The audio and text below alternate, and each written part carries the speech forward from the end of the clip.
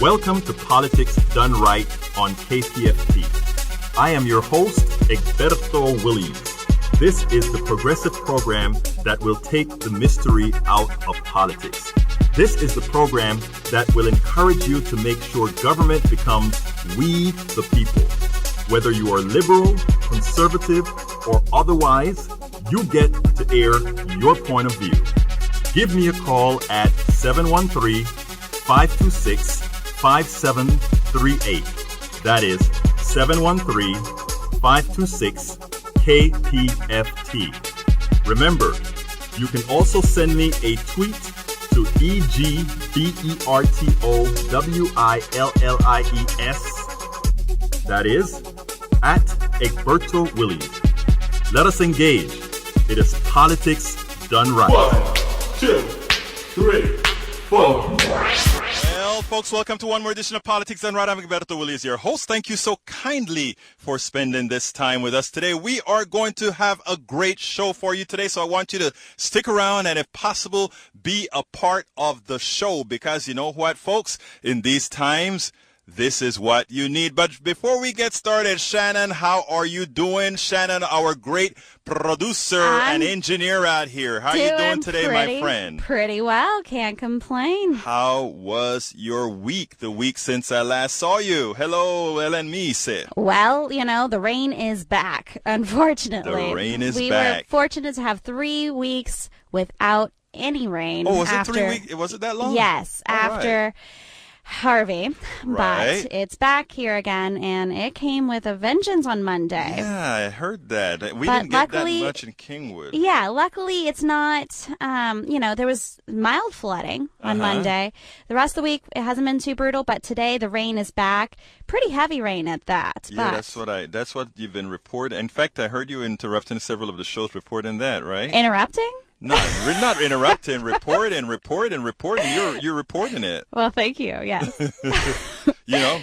But we are going to have a great show, aren't we? Going to have a great show today. You better believe it. And folks, I want you to be engaged. I want you to be ready to call in. I want you to be ready to access us on Facebook Live. I want to be able to access us through Twitter. So, however, tune in however you will and ask those questions through social media. Absolutely, because you know what? That is how we do things here. Isn't that right? That is right. We try to stay connected to you, our dear listener. Absolutely so. But folks, what is our topic today? As soon as I get my pad back on, the topic for today is, will hurricanes Harvey and Irma end conservatives' wish to kill government?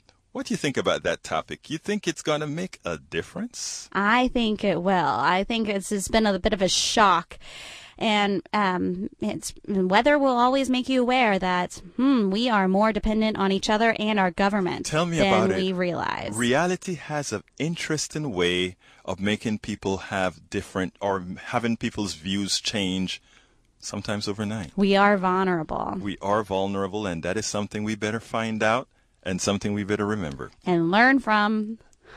Yes, you're absolutely right. But anyhow, folks, let's get busy with the show. As it turns out, Hurricane Harvey devastated many communities in southeast Texas. Hurricane Irma destroyed many areas of Florida. These two disasters inflicted hundreds of billions of dollars. And notice I said hundreds of billions of dollars of damage. Increased flooding, tornadoes, and forest fires are now frequent. Vast temperature gyrations from extreme cold to extreme heat to a whole bunch of snow to a whole bunch of rain to all these things are now becoming the norm. These are the norm. Okay, Edwina Rockman Beach, the topic of the day you're asking for in Facebook Live is, will hurricanes Harvey and Irma end conservatives' wish to kill government? And we are going to actually move this topic into several other areas as well. Anyway, continuing. Yet we just elected undemocratically a government that diametrically opposes the policies necessary to mitigate all of these issues. Now, conservatives don't want to invest in renewable energy, nor do they want to tax carbon-emitting industries, consummate with the environmental damage we all ultimately pay for with every disaster or illness. What gives? What gives, folks? What gives? It will take us connecting the dots in a manner that contrasts the lies of the right and in a manner that everyday Americans can relate to. In other words, we have to touch folks where they are. But, folks, before we get into the program, I want to remind all our listeners that KPFT is a bastion of intelligent voices and programs. As a political activist myself, my favorites are The Monitor with Mark Babawi. That's every Monday at 7 p.m. And we have Think Wing Radio with Mike Honig. That is also on Mondays at 9 p.m. And there's Partisan Gridlock, another show that you're the engineer and producer of, with Jeff Berg, every Friday at 3 p.m. And then we have Open Journal with, well, the whole crew of Open Journal team. It's a big team. There's Sherry, there's Dwayne Bradley, and there's Neil Colbreth. And, of course, we have Jazz. And that's on Mondays at 6 p.m. Absolutely forgot to wait for that. And then we have Jazz Latino of Rock Even Latin Jazz at its best, very well hosted by Juan Flores. That's on Tuesdays from noon till 2. And then, of course, there is The Human Condition at 3 p.m., followed by The Free Minstrel Show with Don and Dwayne at 4 p.m. on Fridays on the KPFT HD3 side. And they're also, they also host The Inner Side. Oh, okay. Yes. Tell me about it. And so that is on Thursdays, today, at 10 p.m. Well, you know something? We're going to have to kind of modify my little thing for the little errors I have in there with the program. But you're a busy guy. We are all busy around here because we all wear several hats. So not we are busy. Anyhow, folks, check out our full schedule at kpft.org, where you can find programming from music to politics to medicine to the eclectic. KPFT is listener-supported community radio station. So please do remember that if you like what you hear, visit kpft.org and ensure we remain a strong, valuable community radio station that provides news, programming, and information not influenced by the corporatocracy. There you go. This is KPFT 90.1 FM in Houston, Texas. We want to hear your voice. We want to hear your thoughts. So remember, you can reach us on Twitter on hashtag Politics and Right. My Twitter address is Egberto Willies. You can listen to the live stream on Facebook Live, or you can go directly to kpft.org/listen as well to stream it. And, of course, later on you can catch it on iTunes and all the other places where you get podcasts, because we're automatically placed in all those queues. Folks, before I go to the blog of the week, before I do that, I want to tell you we're not in fund drive mode yet, but I do want you guys to go to kpft.org and continue to contribute to our station to make sure we stay on air. We are we are very much behind, and before our fund drive starts, we need to get busy, we need to get cranking to get us on a more solvent state, if you will. Remember, we're the only progressive station in the entire Northeast Texas, and the only real progressive station probably in most of Texas. So please remember to keep us solvent and keep us on the air. But folks, do you know what time it is? Do you know what time it is? It's time for the weekly blog post. Okay, folks, let me tell you. The name of the blog post today came from a Facebook discussion, Facebook conversation I had with a neighbor in Kingwood. And the title of it is A Message to My Flooded Neighbors in My Conservative Town. And that is going to kind of give a little bit more hump to the program and tell sort of the things that we want to talk about on the program today. And here it goes. It goes as follows. This morning, while pursuing, and this was a couple days ago, while perusing my news feed and Facebook feed, I came across a message from a neighbor who got flooded out. My community is a very conservative area. For all you guys in Texas and Houston and Harris County, you know that Kingwood is probably one of the most conservative areas in the Houston area. So, anyhow, she was expressing an ire towards FEMA and implicitly the government. After reading her note, I felt compelled to respond and use her complaint to make some important points. My neighbor came across the article titled, "Homeowners May Lose Potential Federal Grant Aid After Applying for Disaster Loans," and it justifiably enraged her. She wrote the following in a Facebook post, and these are her words. "It's hard to keep a positive attitude when it seems almost every morning you get kicked in the gut with this kind of news. We are the definition of damned if you do, damned if you don't. The overwhelming sentiment of my friends and neighbors is that this flood will set them back 10 to 15 years. Some might have to declare bankruptcy. A few will walk away entirely, leaving our neighborhood with homes literally boarded up and abandoned. For us, we'll be cashing in most of our assets, assessing thousands of dollars in penalties and depleting every ounce of our savings, and we are the lucky ones. We don't have time to wait for FEMA or our disaster relief loan. Look like it's not worth waiting for anyway. Hashtag FU Harvey." That is what she wrote. Hurricane Harvey will hurt many. What is worse is that most people in our area do not have flood insurance, which will make life that much more challenging. I have never lived in the defined floodplain in Houston, but personally, I have always purchased flood insurance.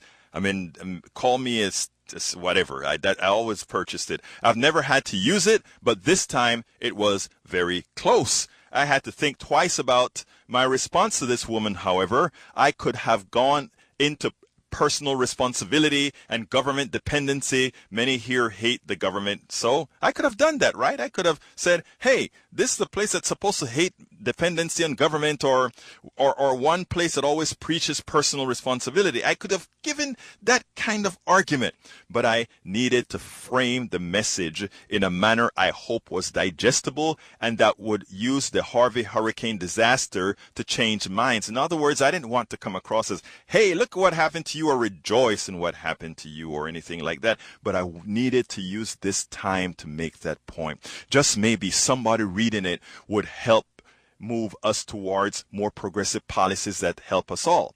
So here's how I replied to the neighbor. Here's what I said in the long Facebook post. It went as follows. First of all, I am so sorry for what this storm has done to all of my neighbors here in Kingwood. And by the way, folks, Kingwood has lost over 2,900 homes. 2,900 homes were flooded in Kingwood. That's probably, I don't know, probably 15-20% of Kingwood was flooded. And these are from the lesser expensive homes to the most expensive homes. A lot of homes. I think Kingwood, on a percentage basis, probably had the largest damage. Don't quote me on that, but it seems that way. My 160 businesses gone. Anyhow, I empathize with what you are going through, is what I told her. I'm sorry for all of what Texas, Florida, and many other states are going through and will go through with these storms and will continue to batter us, because it's going to continue. I am trying to do my part to help out my friends and neighbors. In fact, we also have friends and neighbors staying with us as they recuperate. As bad as it is in Kingwood, it is worse in many underserved communities in Houston. I visited a few and have been thankful to see the help individuals and organizations like Indivisible Houston and Black Lives Matter Houston has been doing to help gut homes from people who have nothing, no insurance, no hope, and most importantly, no media coverage to leverage all the help coming into the city. You see, a lot of these folks coming in had media was all over Kingwood. Media wasn't in Homestead. Media wasn't in a whole lot of other places. I thought many times before saying this, but I believe it is the right time. I believe it is in these times that many who are not able to be empathetic, mostly because of a corrosive dialogue in the country, can replenish that virtue. We, America, are all a community. Bad things happen. For many in Kingwood and throughout Houston, it is a flood that will bankrupt many. As the author of the post said, it will deplete the savings of many. Just by the luck of the draw, many people's lives will be forever changed. They will be forever changed for the worse. We have a society. It should not be so. Maybe all of us or none of us are responsible for some of these natural disasters. The same can be said for many disasters that afflict many of our fellow Americans. Sometimes disasters we choose not to consider as such because it does not affect us. The lack of access to health care, poverty, the lack of access to good education, and a polluted community that relegates its inhabitants to a life with cancer. Our neighbors in Pasadena and Baytown, anybody? Think about them. They have a natural disaster every day, every hour, every minute, every second, because they're forced to breathe in those things that ultimately will give a large percentage of them cancer, their disaster.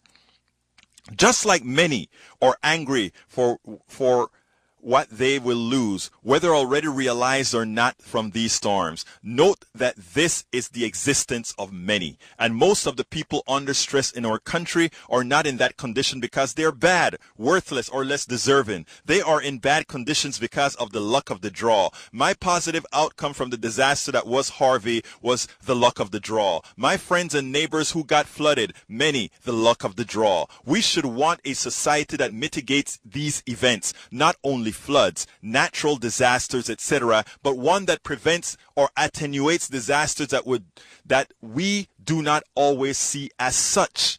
Many in the private sector profit from all these disasters that afflict us, building in floodplains, building on the coast, keeping segments of our society locked up in jails, keeping segments of our society poor to ensure there's always a pool of cheap workers, and so on. We can go on and on and on with these disasters that afflict many of us. We ask government.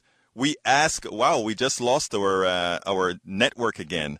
Ironically, we ask our government every time to clean up the messes created or instigated by many profiteers in the private sector, while in every other instance, we are urged to demean, belittle, or destroy government. These issues are all intertwined.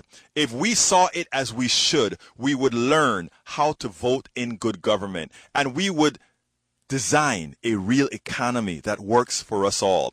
We would have a plan that ensures disasters of every kind in every country do not leave anyone unwhole. Our current government and economic system are human-made. It can be human-fixed. Let's all work on this going forward. That's a message I sent her. Then continued. So I continue. Do you think I made the point succinctly enough? What would you say differently? Do you agree? I think we should use events when possible in real time to make the message relevant on a personal level. Folks, the telephone number 713-526-5738. Again, that telephone number 713-526-5738. Thank you. Watching from Tel Aviv, Israel is Deborah Binbaum, and I thank you, Cynthia Eads Wilkerson, for being here as well from Providence Village, Texas. Okay, let's go to line one. We're kind of lost our network, but I can still see people. Line number one. Scott, come on in, Scott. How are you doing today? Thank you, Fine. Yeah, you were talking about whether conservatives could be convinced not to kill government. Yes, sir. I don't believe conservatives want to kill government. They just want different things from government than liberals do. Like many of them want to criminalize abortion. They want to criminalize sexting. Yes. Yeah.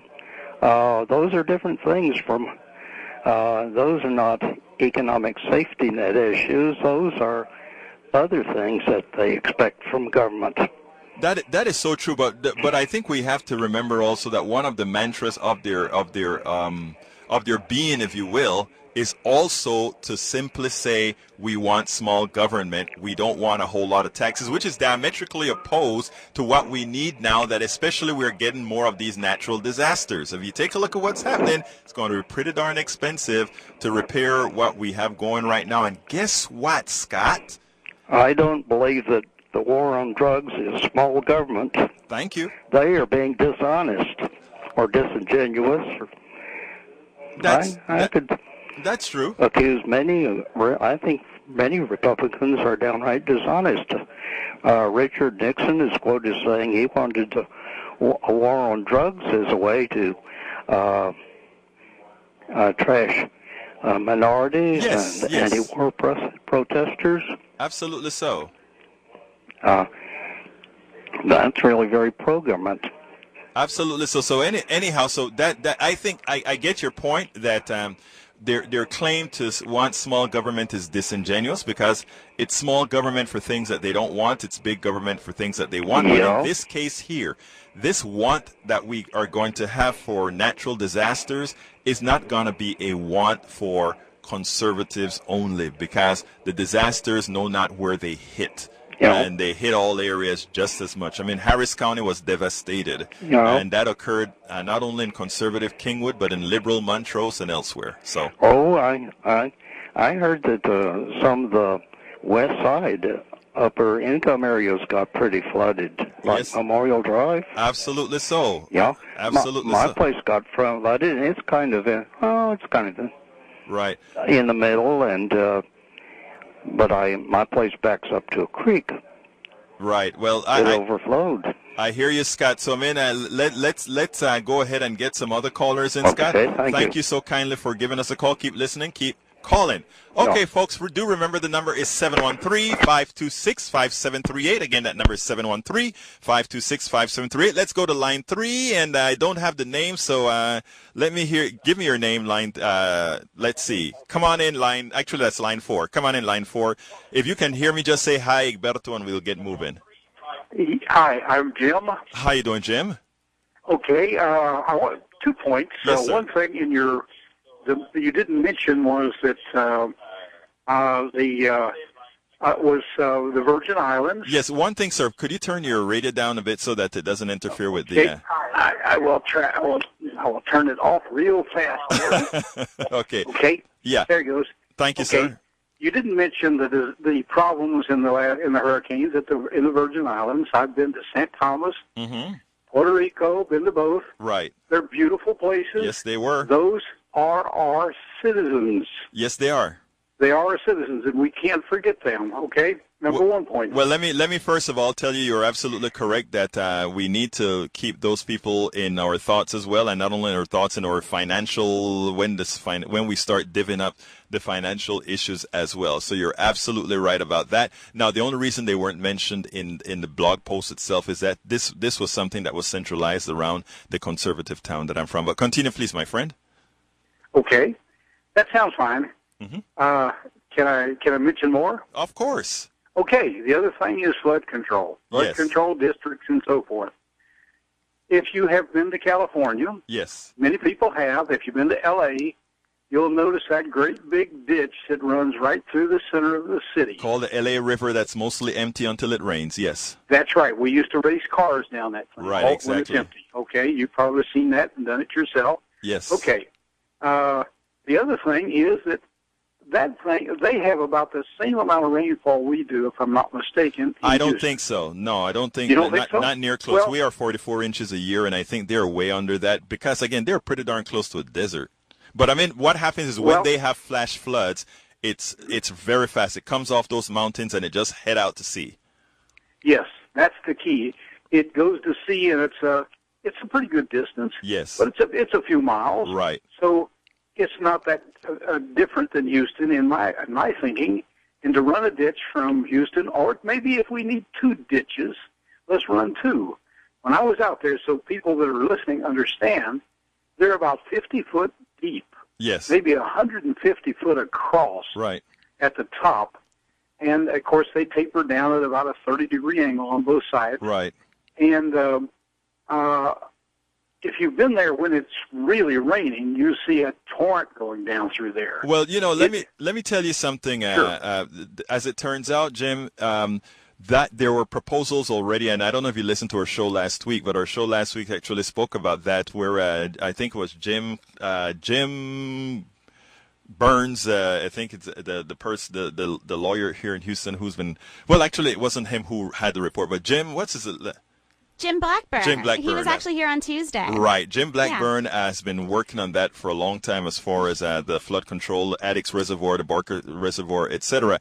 But there was a plan in 1996 that said to do similar to what you were just saying and to have those canals right under I-10 straight out to the bay. I mean, straight out to the channel. But, again, they fell on deaf ears. So these are things that could have been mitigated a long time ago. Well, I missed that, and I should have. The reason I'm mentioning it also is because we're in a situation where employment is low. Right. If you would pay, say, you could dig that thing by hand at minimum wage, literally, and put a lot of people, that's the way China does things, right? Put literally thousands of people to work, and it wouldn't cost much to dig it as long as you keep, and it wouldn't cost much, period, if you keep the realtors out, not realtors, real estate investors, exactly, as they call themselves, out of the picture by having meetings in a closed session and drawing a line where you want the thing and then announcing it publicly so you didn't have people going out and taking advantage of the property value. No, I'm glad you brought that up because I want to segue into that comment that you made, and then I'm going to have to let you go to another call. But here's the deal. You hit something on the money. That is where capitalism fails, right? We know what needs to be done, but it doesn't get done because those who control capital cannot see a manner in which it can be exploited to make money for the few capitalists that there are. You know, most Americans love to say we are capitalists. No, you're not capitalists, most Americans. You have a few guys that are capitalists that monopolize on every activity that we have, but you are not a capitalist. You are just a cog in the wheels. The capitalists are the ones who decide what happens. And if they can't find a way to make a quick buck on it, it doesn't happen. Like Jim just said, we have an employment problem. If we couldn't see that a lot of these works to save cities and save money, think about this. It's going to cost the government over $300 billion to recover from Irma, to recover from Harvey.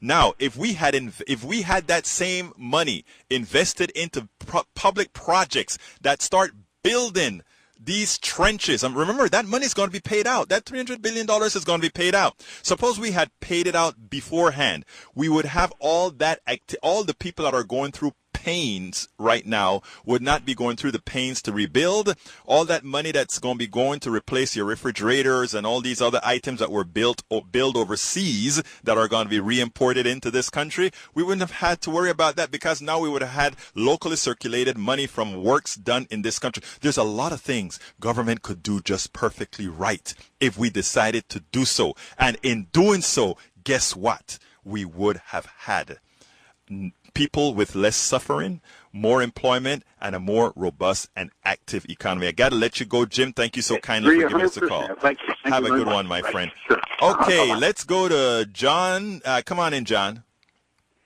Good afternoon, Egberto. How you doing? Yeah, how you doing, John? Good. Talk to me, my friend. Yeah, I want to wait before you want it, John. Where have you been? The Graham-Cassidy bill, yes, which Republicans are pushing. Yes, most people who are healthcare experts say this bill is the worst repeal and replace that the Republicans have put out this year. Yes, the CBO hasn't scored the bill, but most healthcare experts expect 32 million people to lose their health care. Yes, this is a direct assault on the most vulnerable who are on Medicaid.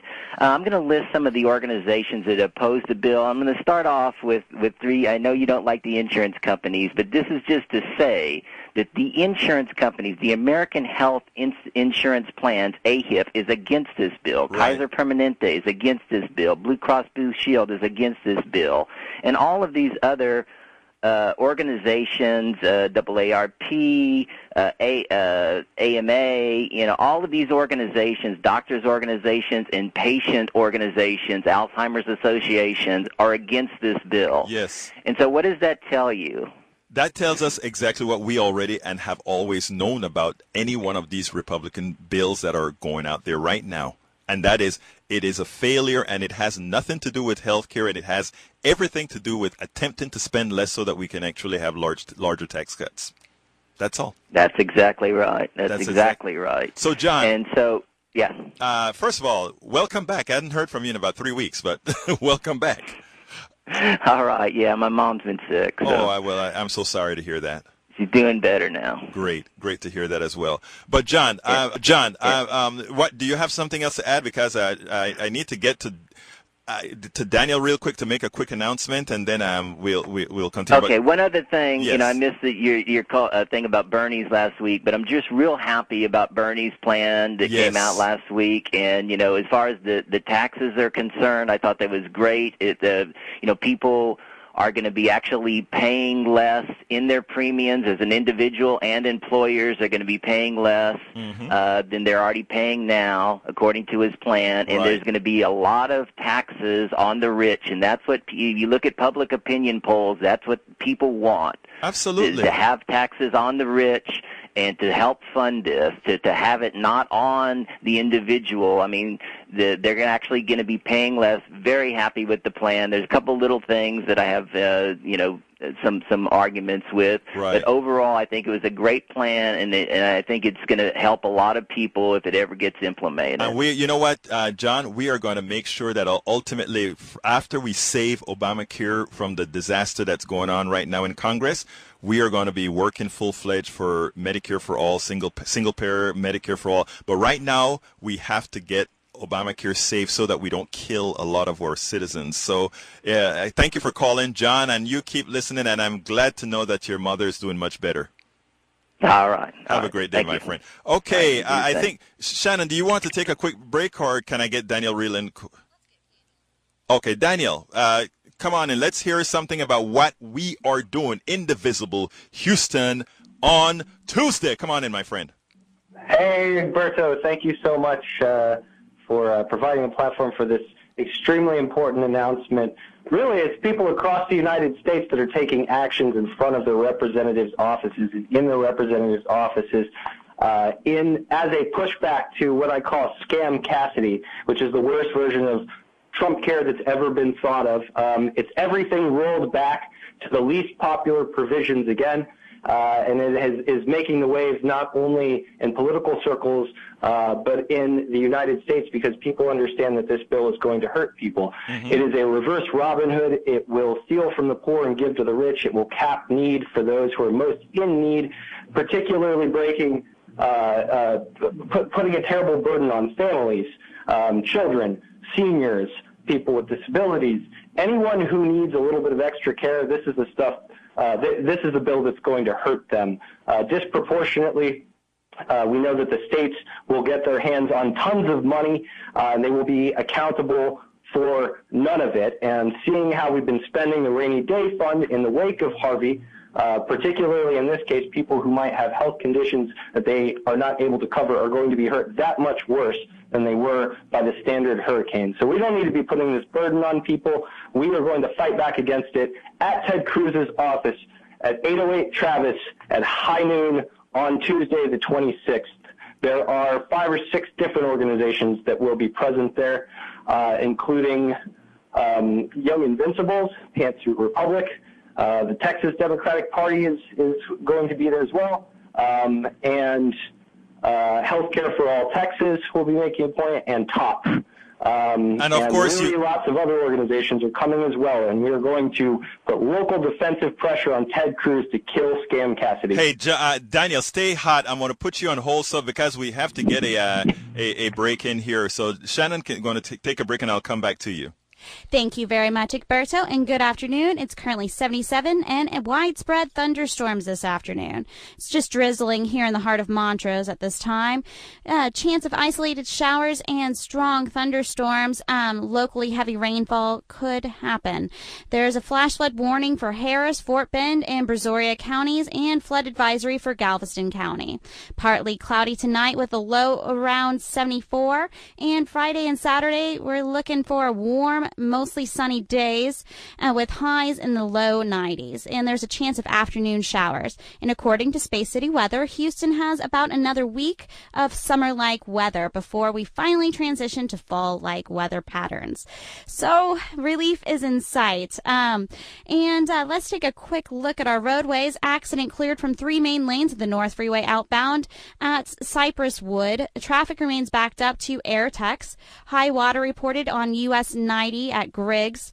And few delays around town, including on the Katy Freeway outbound from Antoine out to Highway 6. Of course, slow going as always this time of day on the West Loop in both directions between 59 and I-10, and that extends northbound over to Irvington. And expect a few delays outbound on the Southwest Freeway, as particularly between Westland and Chimney Rock. That's a look at your Houston area weather and traffic. I'm Shannon McCurchie, and you're listening to Politics Done Right, only on KPFT Houston. Back to you, Egberto. Muchísimas gracias. Let's go back to line 1 with Daniel. Hey, Daniel, first of all, I'm speaking to Daniel Cohen, the president of Indivisible Houston, who's arranging a very important rally. Folks, before Daniel comes back, and I want to remind you guys of something. We have a tendency to really raise hell when things are not going as they should, and then we back off or we back off too early. We can't do that. This is healthcare. We are talking about preventing, and I don't use these terms lightly. We are talking about preventing the legalized murder of your fellow American citizens. Continue, please, Daniel. You're absolutely right, Egberto. Look, they're going to delay children's health care authorization for purely political reasons. We know it's political reasons because they made a political promise. And so they're doing all of this behind closed doors, and they're going to limit the amount of debate that can possibly occur so that they can jam this bill through as hard as they want. And there are 2 people who are going to be witnessing a closed-door meeting in the creation of this bill, and they're named Lindsey Graham and Bill Cassidy. So that they couldn't be shadier than that, the way they're putting this together, because they want to be able to do this, which is going to take away families' health care without having to wear it politically, and we're not going to let them do that. They're putting caps on Medicaid that would particularly hurt, like I said before, children, seniors, pregnant moms, anybody who doesn't has a fixed monthly income, the disabled community. There's no room for cuts for any of this. Texans with pre-existing conditions may get washed out of the market. You know how our state acts. Absolutely. And so this is the kind of thing that's going to hurt all society, which is why all those organizations you mentioned earlier are in favor of denying this bill or in opposition to this bill.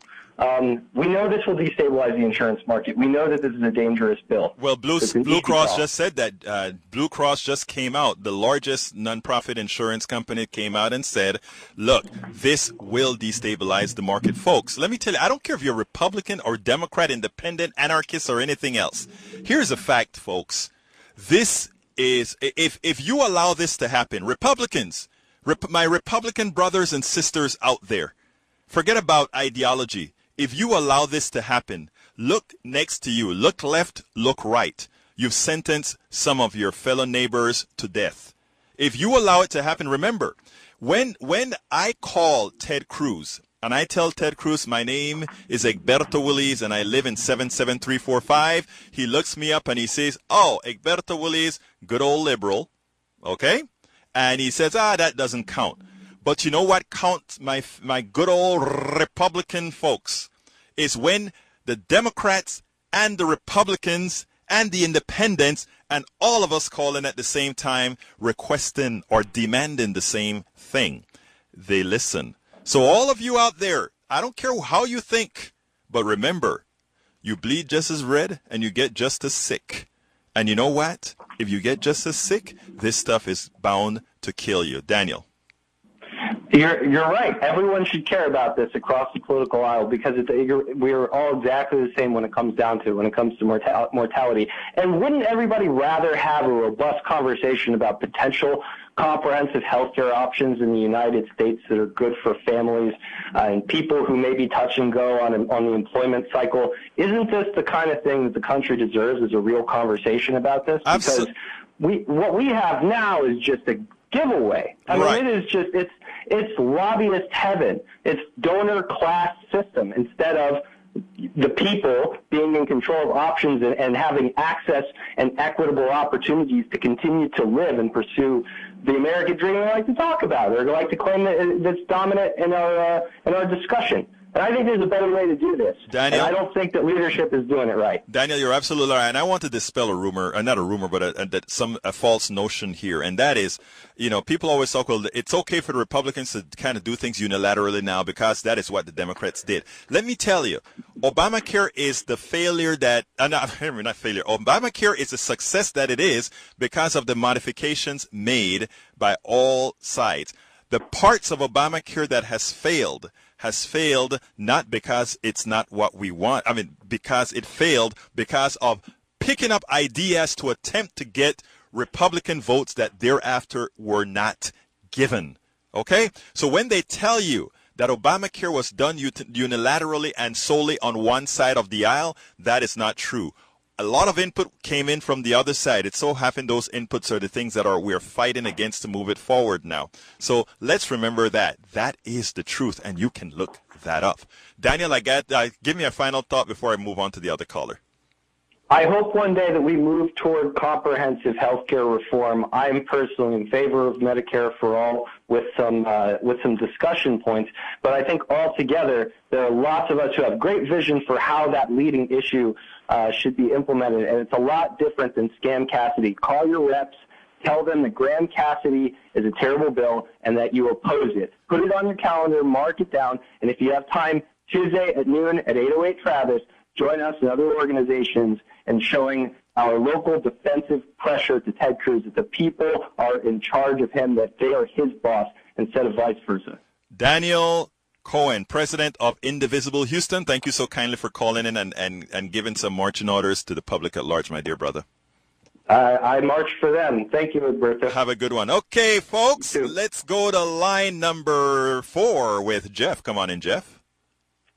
Well, hello, Mr. Egberto Willies. How are you today? Bien, gracias, señor. Talk to me, my friend. Oh, yo soy triste. ¿Por qué estás triste, amigo? I'm going to depart from your main line, and I apologize. That's all right.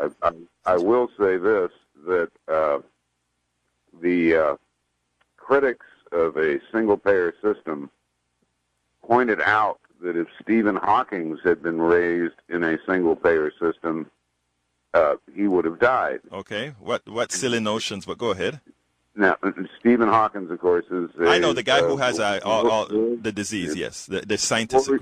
For your listeners, he's a world-renowned physicist. Yes. He has a sharp, incredible mind. Yes. He is English. He has a machine that was invented in the U.S. that allows him to talk because he's no longer able to generate that force. And the people that programmed the machine, of course, used American syllabic pronunciation, so he sounds like he's an American. Right. But he's born and raised in England. Right.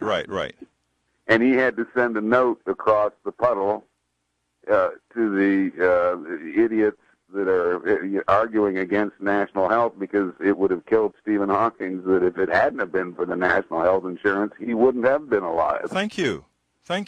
Of course. I'm going to depart here from what you're talking about, and you can cut me off if you want. I tell you, what I do ask you to do is go ahead and let's get to the point. But I mean, this is your show. This is everybody's show. So I like when people do this. Sometimes we just have to curb a little bit. So go ahead and curb a little bit. Indeed. I still have to jack my jaw back up after listening to Donald T. Rump at the United Nations.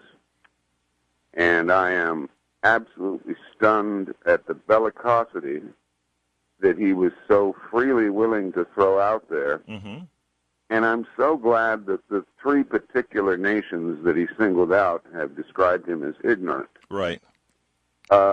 I think he's going to find out that the entire world thinks he's ignorant, except for, and I keep hearing this statistic, and maybe you know something about it, 84 out of 90 counties that have the highest percentage of Medicare voted for Trump. Yes, I know. Won't they be surprised? Yeah, but let me tell you, I'm going to have to jump to break here, Jeff, but I want to tell you something.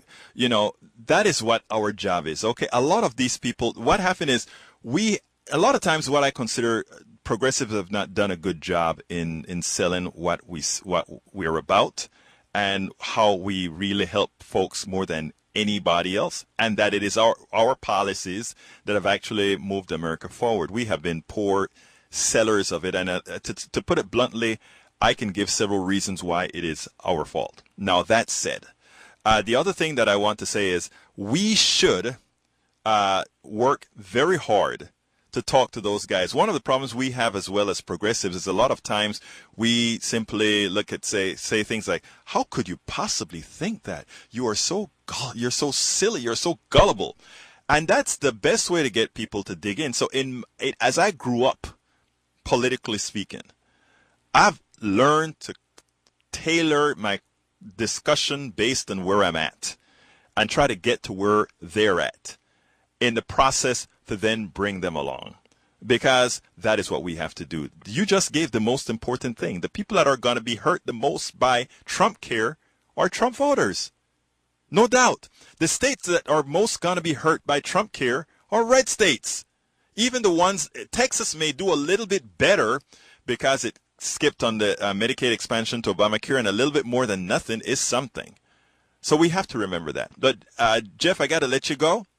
Well, right before I go, yes. Mitch McConnell's state is the one that has the highest Medicare expansion usage. Yes, sir, it is. Putting a gun to his citizens' heads. Yes, and that's if you notice that one of their senators decided to say no. What's his name? The second senator from Kentucky. Kentucky says. Rand, yeah. He's not Paul Ryan says, not Paul Ryan, Paul the other one. Anyway, he's not going to accept the bill at all, and he claims it's because it's not getting rid of Obamacare. The reality is because it'll hurt most of his people. Got to let you go, Jeff. Thank you so kindly for calling. Keep listening, keep calling, and keep contributing. You guys have a great day, brother. Okay. All right, let's take a brief look at weather around town. It's currently 75 and just drizzling in our area, but expect widespread thunderstorms throughout this afternoon throughout the Houston area, and a chance of isolated strong storms with locally heavy rainfall. There's still that flash flood warning for Harris, Fort Bend, Brazoria, and a flood advisory for Galveston County. And partly cloudy tonight with a low around 74 degrees. And it's going to be warm and mostly sunny for Friday and Saturday with a high around 91 for tomorrow. And a small chance of afternoon showers, about 20%. And let's take a brief look at our roadways. On the Katy Freeway outbound at Studemont, there's an accident affecting the left and center lanes. That's backing up traffic to Gregg. And just a few delays around town. Expect slow going on the Katy Freeway outbound from between Beltway 8 and a little bit past Highway 6 to like Park 10 area. And if you are on the West Loop, expect delays as always this time of day, particularly between Forness and up to the Katy Freeway and extends northbound over to Irvington. Slow going on 288 outbound from around 59 to Orem, and a little slow at this time on the Gulf Freeway inbound from, well, I would say Monroe all the way up to 45. That's a look at your Houston area weather and traffic. I'm Shannon McCurchie, and you're listening to KPFT Houston 90.1. Back to you, Egberto. Muchísimas gracias, Shannon. Let's go to line number 2. Diane, come on, Diane. Hello there. Can you hear me okay? Yes, I can. Okay, my question or my comment on the whole healthcare issue is one of the big things is pre-existing conditions. Yes. Yes, you can get insurance, but they're going to charge you through the nose for it. Right. Has anybody done any research that start with Graham, start with the people who are behind this bill? Can they get insurance on the open market with their age and pre-existing conditions from Trump all the way down to our elected officials? How much would it cost them? McCain won't get coverage. He's got cancer. Right. A lot of others have pre-existing condition. Ted Cruz tried to stay on his wife's insurance. Yes, he did. If she left her company, that nixed the whole thing about COBRA, which doubles your rate. Right. So one thing is, if the insurance that our elected officials have is good enough for them, why isn't it good enough for us? You know, we've been asked on their plan. Diane, that question is a question we constantly ask, and you know the answer they gave is, well, we are in Obamacare right now as well.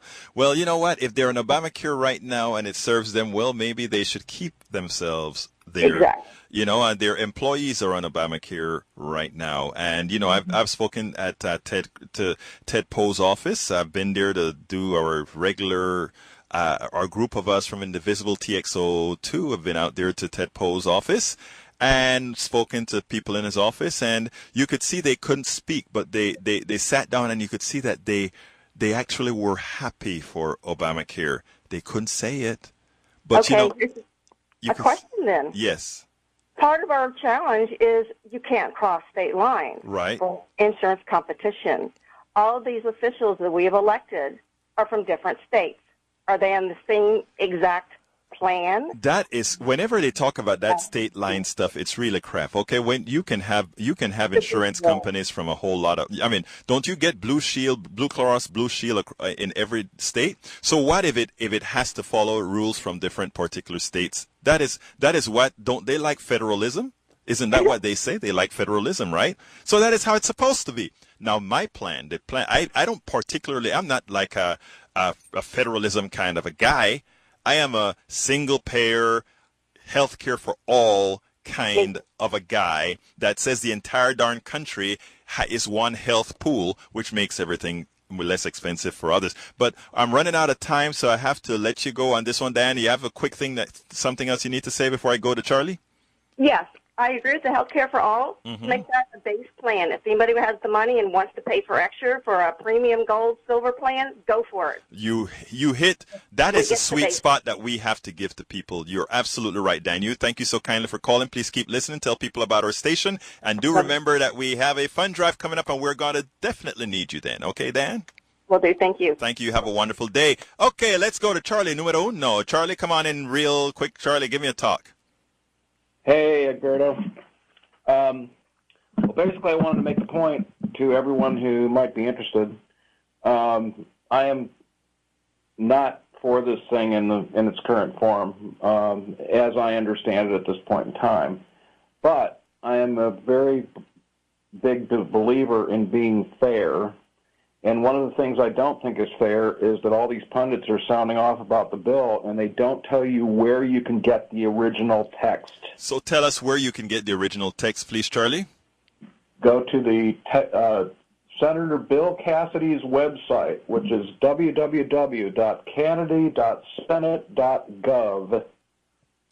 Mm-hmm. And if you go to there, it says, read about the Graham Cassidy Heller Johnson, and it has a frequently asked questions. Right. It has the full text of the Phone's bill. Ringing. It has a section-by-section summary, and so forth. And so you can actually go in and read the honest-to-God text. Excellent. And one of the things that I found interesting, and I just discovered this morning because I was getting very upset that I couldn't seem to find the original text. 30 seconds, 30 seconds, Charlie, 30 seconds. Sure.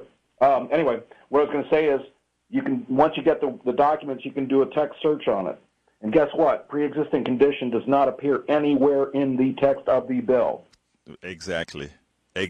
So I'm just saying, go and look at the actual honest-to-God text of the bill, and then you can have a base on which to argue for, against, or whatever. Thank you very much, Charlie. Got to go to Justin real quick, and then John real quick. Justin, you got about 45 seconds. Okay, something you said. Something you said earlier sort of struck with me. I try to think the same way about meeting conservatives where they're at and that sort of thing. Yes, sir. So I have a thought regarding that, and and about the role of insurance in the insurance companies. One thing that differentiates insurance companies from a lot of industries is that they especially the more harmful industries like the oil and gas industries, insurance companies like stability. They like predictability. You know what I mean? So yes. Even if there are Republicans and so on in health insurance, in the working in the industry themselves as actuaries and whatnot, they're sitting there like, we just want this thing to get settled. Right. We did a lot of work to get adapted to the Obamacare. We just want things to be settled. So my point is, they have a lot of. You might find some allies in the insurance You're industry. absolutely right. I mean, I get to your point. You're absolutely right, Justin, and that is where I talk or say the way that I say things. Justin, I have to run to John, but thank you so kindly for calling. Call a little bit earlier the next time, okay, my friend? Sure, I will. Thank you, sir. Okay, let's go to John. John, come on in real quick. You got about 30 seconds. Berto, how are you doing? I am doing it's fine. John. I'm fine. Very happy to hear you again and about this important discussion about the role of the government or the role of the state. I just think that in situations like in the storm, or in this case that you need aid from the government or from the savings that the society has made and the government administrates those savings, is when we understand that it's important to have a government, and it's not only individuals that forms a society. Sometimes we are not happy with the way that the elected people administrate the money, but anyway, that's the point to work on and to try to make it better. But of course, we need like a civil people working on politics, and that's why your program is very important. Look, John, thank you so kindly for listening to the program, and thank you so kindly for that comment. I think I want to add on to that comment a bit, because this is something that I say all of the times. The right has been trying for years, for decades, to make government somehow an enemy, somehow disassociated from the people itself, not recognizing the tenet of the Constitution, and as much as our Constitution needs some work, not realizing the tenet of our Constitution. And the tenet of our Constitution is as follows: we, the people, are the government. Okay? We are the government. So if we demean government, we're demeaning ourselves. If we talk bad about government, we're talking about ourselves. So if we want good government, we've got to elect good government. If we want good government, we have to do the necessary research to actually provide ourselves with people who will govern us as they should. We have to, progressives need to start not running from government or not trying to mimic the right as far as diminishing government, but expanding government to the point that says, we the people, this is what we want, this is what we intend to do, and the government is the representation, the instantiation of what we want as a society. And we won't allow the select few, the corporate few, the people who believe in corporate personhood as if somehow they can be people, to actually make to actually make us what we're not.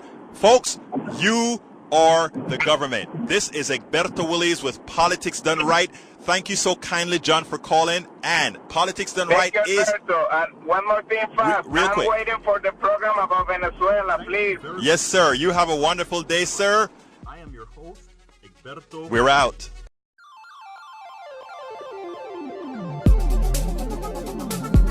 Thank you very much for listening to Politics Done Right. I am your host, Egberto Willies. You can personally reach me by sending an email to egberto@politicsdoneright.com. Remember, Egberto is spelled E-G-B-E-R-T-O. Change starts with you. 90.1 KPFT gives you information not tainted by corporate interest. Please visit kpft.org and contribute. Let's ensure continued access to real information and news remain available to all. Again, thank you very much for listening to Politics Done Right.